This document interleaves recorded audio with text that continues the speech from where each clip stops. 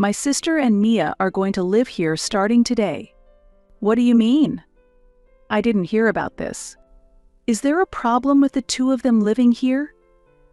"If your mom isn't living here yet, there's room available, isn't there?" When I told Robert about my mom's plan to buy an apartment, something felt off inside me. Having Sandra and Mia live here was unexpected, and sharing the same space with them was a burden for me. I felt like I was only there to silently take care of household duties, as if it were a given. "If you don't listen to Robert properly, he'll throw you out." Sandra threatened me, but I stood my ground. I don't mind being thrown out. Besides, I'm already separated from Robert. What? I had already submitted the divorce papers when Robert was drunk. The apartment is in my mother's name. Robert and Sandra were desperate to convince me to let them stay in the apartment. However, the decision my mother and I came to was, I am Hillary Manning, aged 50. I have devoted myself to homemaking and childcare, supporting the growth of my children as a housewife all these years. I got married right after graduating from college. Blessed with 2 children, I enjoyed the busy yet fun days. Both of my children are now adults and living independently. My husband is also 50 and works at a well-known major company. He has always appreciated my role in the household, saying, "I'll leave the home to you."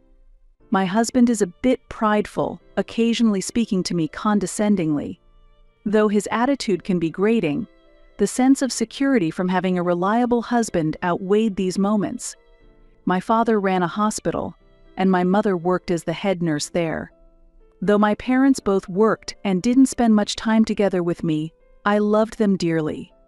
My father passed away in his mid-60s due to illness. My mother deeply regretted my father's early death. If only I had paid more attention to his health and insisted he take breaks. If I hadn't let him overwork, he might have lived longer. Perhaps because of my father's death, my mother often told me that it was my job to look after the family's well-being. When I considered taking up a part-time job after my children grew up, my mother said, "I'll support you financially, so don't worry about it." Robert shared the same view as my mother, so I never worked outside the home. Instead, I focused on maintaining our family's well-being while managing household chores and childcare. My mother, being a head nurse, earned more than her peers and led a frugal life, despising wasteful spending. As I grew older, I found myself becoming more like my mother in being thrifty. Now that I am a mother, my husband's salary is sufficient for our needs. With them busy working, I often ended up cooking dinner, which naturally improved my culinary skills. My cooking was well received by the family. Because of this, we rarely ate out, which was a great help to our household budget. We lived peaceful days with my family. However, as the years passed, I began to notice a gradual change in Robert's attitude. When Sandra, Robert's sister, who is 2 years older than us, moved nearby, I felt his behavior changed significantly. Currently supporting herself through part-time jobs, Sandra had just moved in with her 20-year-old daughter Mia after a recent divorce. Sandra had left home due to her parents' disapproval of her marriage, making it difficult for her to return easily. Amidst this, Sandra often sought Robert's advice. Robert, concerned for his only sister, was very attentive to her. At that time, I was also concerned about Sandra and Mia and how they would manage their lives. When Mia's parents got divorced, she quit university. Without looking for a job, Mia flitted from one part-time job to another. When we heard the two were moving, we willingly helped out and even partially funded their moving expenses. From that time, a rift began to grow between Robert and me. I had my doubts about supporting Sandra, but Robert seemed completely unaware of my feelings. Lately, he always talked about Sandra, clearly very worried about her and Mia's life. I have to support my struggling sister. I began to hear such words from Robert quite often. Robert's visits to Sandra's home increased, and he often stayed late drinking with her. Feeling neglected as Robert prioritized Sandra, I felt lonely. As usual, when Robert returned from drinking at Sandra's home, I teased him by showing him the divorce papers. "Did you go drinking at Sandra's house again? Why don't you just divorce me and live there? Maybe you're right. Should I just sign this?" Drunk, Robert wasn't thinking straight and began to sign his name on the divorce papers. Despite being drunk, I was left speechless with surprise and confusion. In the morning, Robert acted as if nothing had happened, going about his usual routine. However, I was harboring a great deal of anxiety. The thought that he might continue to prioritize Sandra's life over mine, possibly leading to irreversible consequences, grew stronger each day. So, I decided to have a serious talk with Robert. I told him that I understood his desire to help Sandra and that I wasn't trying to negate that feeling, but I wanted him to also cherish me. I carefully chose my words, hoping we could reevaluate our relationship. "I understand that your sister is going through a tough time, but do you really need to go this far? I wish you'd care about me as much as you do about her." "Why do I have to hear this?" Robert's expression darkened. "Isn't it too much for her to rely on you just because she's divorced? Have you forgotten that I exist?" My words struck a nerve, and Robert suddenly became furious, slamming the table.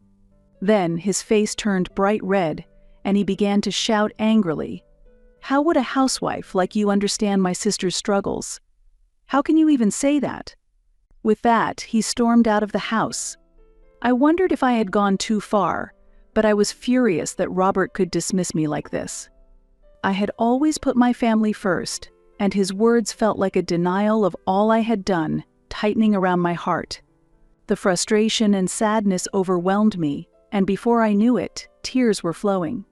Having devoted my days to homemaking, I felt utterly lost about why I had been trying so hard.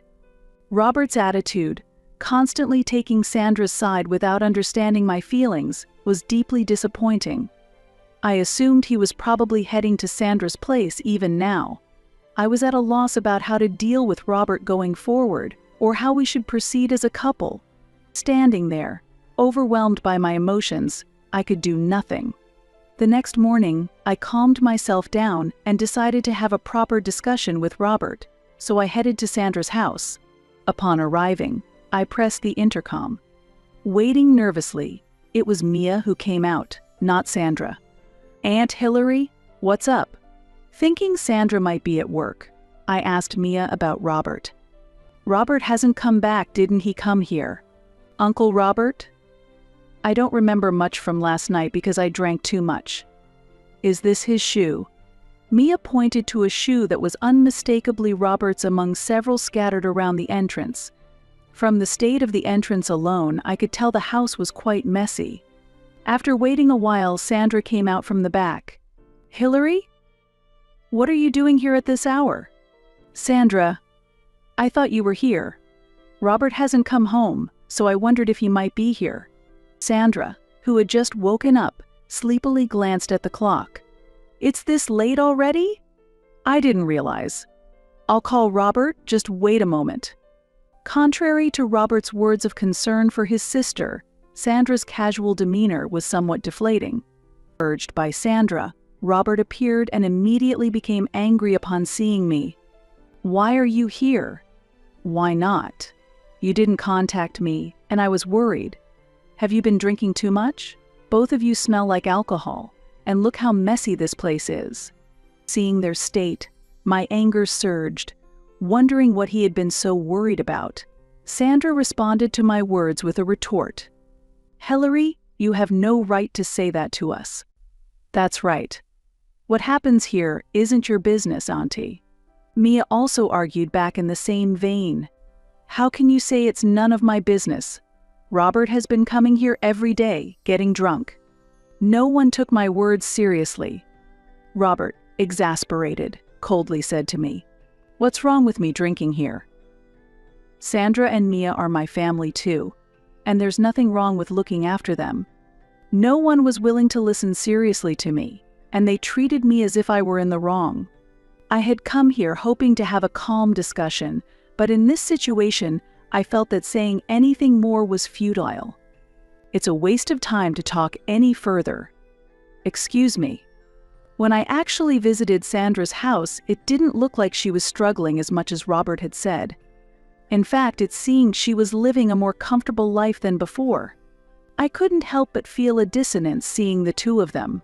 With complex emotions in my heart, I headed to my parents' house.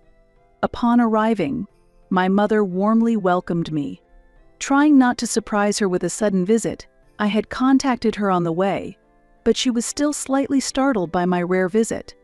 Nevertheless, the moment I saw my mother's kind smile, tears welled up in my eyes again.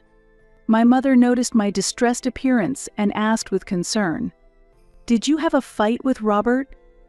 You look like you're about to cry." Unable to hold back, I spilled out all the frustrations that had built up in my heart. After listening quietly to my story, my mother suggested that putting some distance between myself and Sandra might be one approach.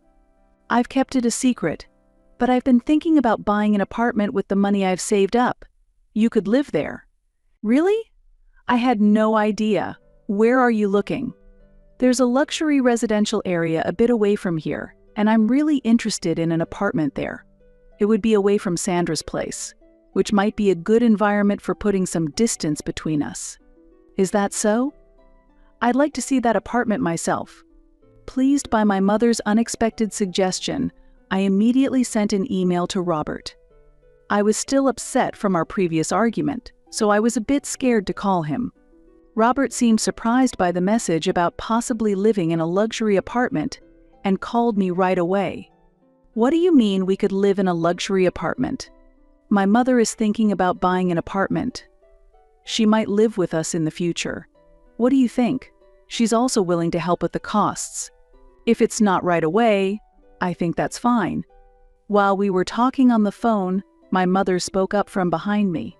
"Don't worry about me, you two should live there." Robert, hearing my mother's voice, seemed pleased, even over the phone. I felt a bit uncomfortable with his reaction. Later, the purchase of the apartment went smoothly, and we moved without any issues. Soon after, the discomfort I felt became a reality in front of me. While organizing the boxes that arrived at the apartment, I noticed some items that I definitely hadn't sent. Confused by the unexpected situation, I nervously asked Robert, "This isn't something I sent. Do you know anything about it?" Right as I asked, the intercom rang. Looking at the monitor, I saw Sandra and Mia. "We're here. Robert told us to come." "Why are Sandra and Mia here?" I was frozen in place, not understanding what was happening. As I stood there, Robert opened the door, and they entered. "This place is great. The view is amazing. Robert, it's incredible you bought an apartment in such a prime location." They said this while looking excited and having fun. Seeing this, my confusion only deepened. "Robert, can you explain what's going on?" When I asked with a puzzled look, Robert answered nonchalantly, "My sister and Mia are going to live here starting today." "What do you mean? I haven't heard anything about this. Is there a problem with them living here? If your mother isn't here yet, there are spare rooms, aren't there? Hillary, were you planning to live here with your mother? It's insensitive to move in as a daughter-in-law. Sandra, haven't you heard? This apartment is." Just as I was about to explain to Sandra, Robert interrupted. "Can't we talk about this stuffy stuff later? What is Robert thinking? What did he tell them to make them think they could live together like this? They probably think Robert bought the apartment, not knowing my mother did." I felt a surge of anger at Robert's reckless behavior. However, I reminded myself to stay calm. "I'll be staying at my parents' house for a while, so please make yourselves at home." With that, I left the house. Feeling unsettled, I went back to my parents' house and told my mother everything. My mother and I decided to make Robert and the others see the consequences of their actions. A few days later, I visited the apartment to check on things.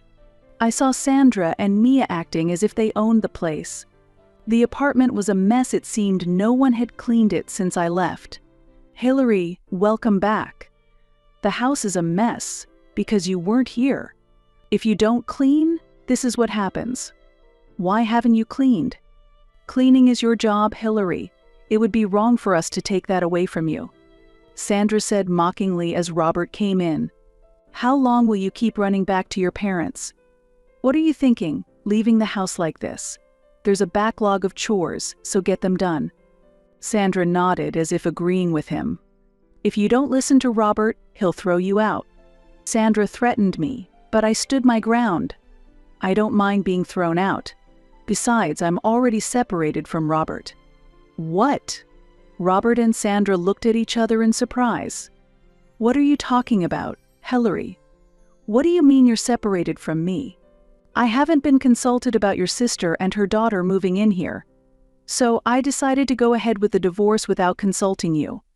A divorce isn't something you can just decide on your own. Robert seemed to have no recollection of drunkenly signing the divorce papers. However, Robert's name was clearly written on the divorce form.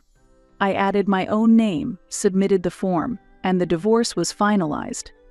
When I discussed it with my mother at her house, she supported the decision to divorce Robert. She too was fed up with Robert's behavior and understood that staying together would only bring more suffering.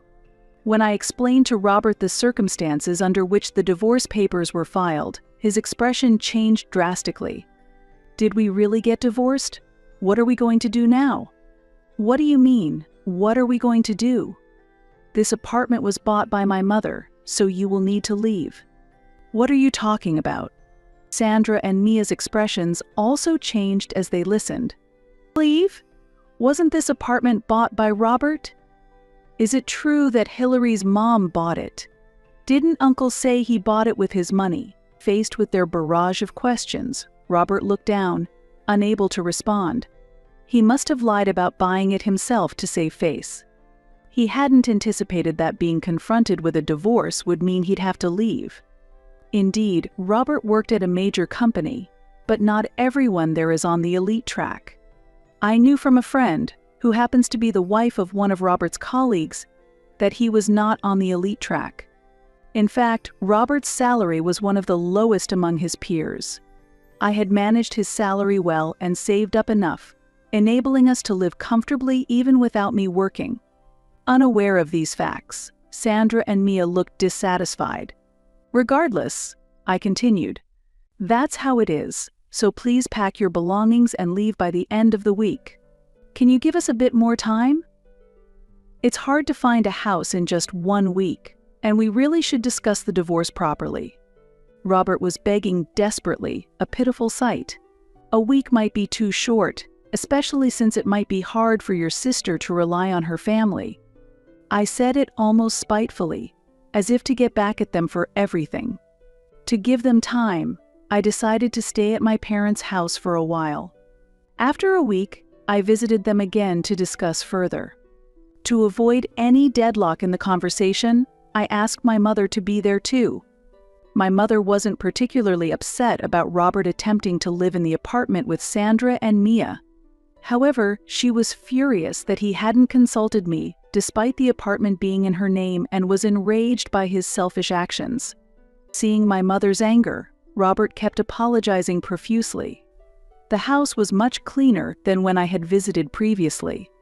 It's been a while, Mother. I'm not sure if you'll like it, but please have some tea and snacks. Robert had even prepared coffee and sweets in an effort to appease my mother. It was clear he had told Sandra and Mia to behave respectfully toward my mother. Such actions couldn't excuse how they had treated me before. Despite Robert's superficially polite behavior, my mother started the conversation with a smile, but then spoke her mind. You're being asked to leave this house, and such offerings are too little too late. I didn't mean to divorce Hillary for real. It was just a talk when I was a bit drunk. I'd like to continue living here. Did he really think we could start over? Was he just afraid of losing the apartment? My mother retorted. You intend to continue living here together? I know how you've belittled Hillary for all she's done for the family, managing the household and childcare. Hearing my mother's words, Robert glared at me. Are you tattling to your parents like a child about our marital arguments? I can't believe you discuss such things with your parents. That's why you're said to not understand the hardships of society, Sandra interjected.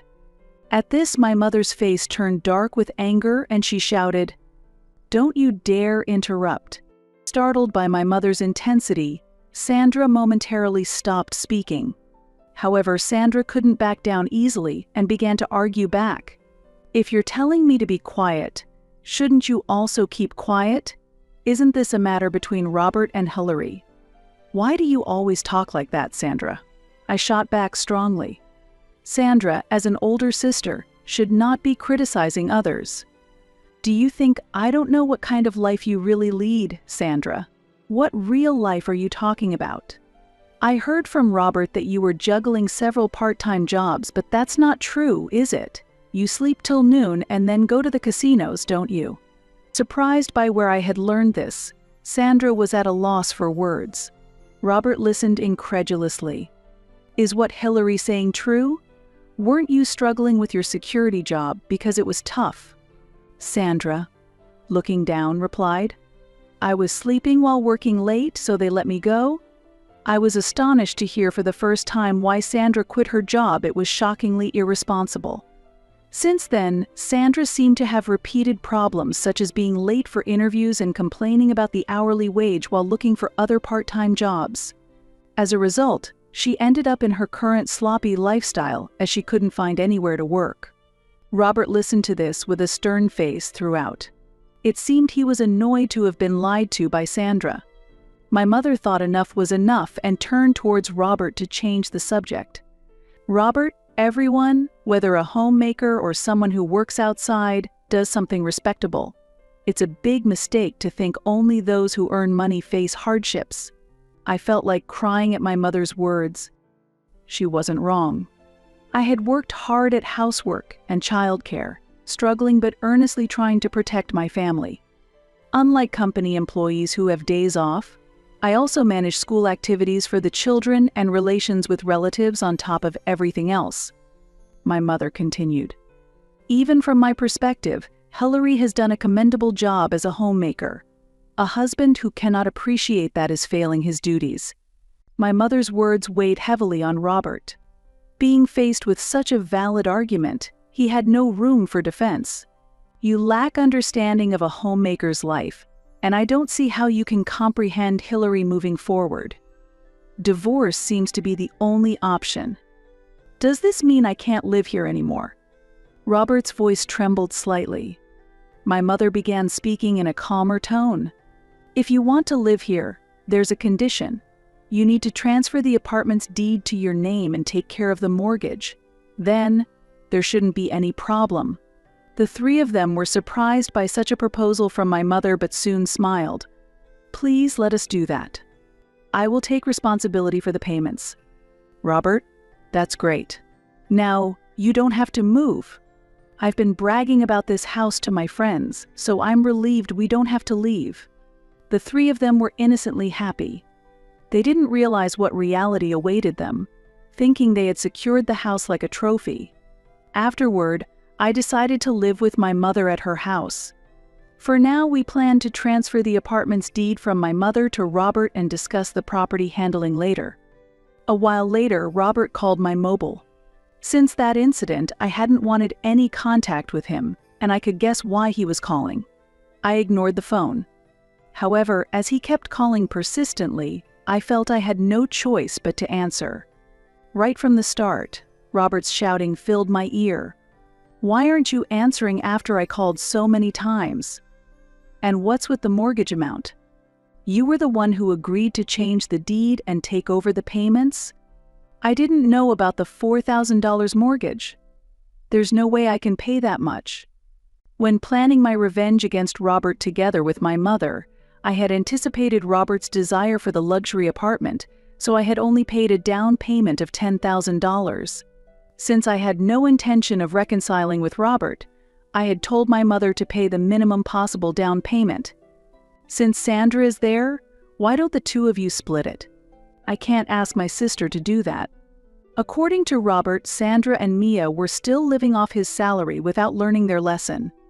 They wanted to dress appropriately for their prestigious address and kept making Robert pay for their branded purchases. Despite repeatedly telling Sandra to find a stable job, she not only refused but also made excuses for not working. Being a homemaker is a real job too. Didn't Hillary's mother say that? I had to laugh at Sandra's convenient interpretation of my mother's words. That was a context meant for those married and managing households, not quite the same for divorced Sandra. Robert, as if seeking help, pleaded with me. Can you ask your mother for some financial assistance, even a little? Why should my mother help? Ask your own parents. Don't involve me or my family. Don't say things like that. Frustrated, I ended the call abruptly. All that remained was to proceed with the division of assets. With no income of his own, the property settlement would only add to Robert's financial burdens, making his future even more difficult. This was the result of Robert underestimating me. Unable to depend on anyone, Robert continued to struggle with the mortgage payments. Meanwhile, Sandra and Mia's spending habits remained unchanged, with Sandra still not working and going to casinos. When she won at casinos, she spent all her money on her favorite brands. Every time Robert asked for my mother's help, he also shared his troubles, which I had no intention of listening to. No matter how much he pleaded, I had no intention of helping Robert. Impatient, Robert had apparently told Mia to earn money by working at a nightclub if she wanted to keep living in the apartment. This led to a huge argument between him and Sandra, escalating to the point where the police were called to their home. Unable to make further mortgage payments, the three decided to give up their life in the luxury apartment. By that time, it seems the mortgage payments had been missed for 4 months. I felt a bit sorry for the pitiful trio, thinking that if they had realized their limits sooner, they could have made this decision earlier. Now, the three of them are living separately. Since I have settled the property division with Robert, I likely won't have to see or talk to him again. Nor will I have anything to do with Sandra or Mia. I felt a sense of relief and clarity in my heart. After divorcing Robert, I had resumed my studies in nutrition. I had studied to become a registered dietitian in college and had already obtained my license. Even after getting married, I continued my studies whenever I had time. Now, after the divorce, I truly appreciate the value of this qualification. I had never worked as a dietitian before, but I always made sure our daily meals were nutritious. I am now looking to work somewhere I can make use of this qualification. Fortunately, my mother still keeps in touch with a nurse who worked at my father's hospital, and I heard they were looking for a dietitian. With my mother's introduction, I started working for the first time after turning 50. Although I am sometimes bewildered by my first job, I am enjoying a fulfilling life. I also accumulated a year of practical experience and passed the national exam to become a registered dietitian. Seeing me now, my mother mentions how great it would have been if we could turn back time a little. However, I believe that everything happens for the best, so I feel that now is the perfect timing for me to work as a registered dietitian. Having experienced marriage and divorce, I feel that my life has gained depth and my personal breadth as a human being continues to expand.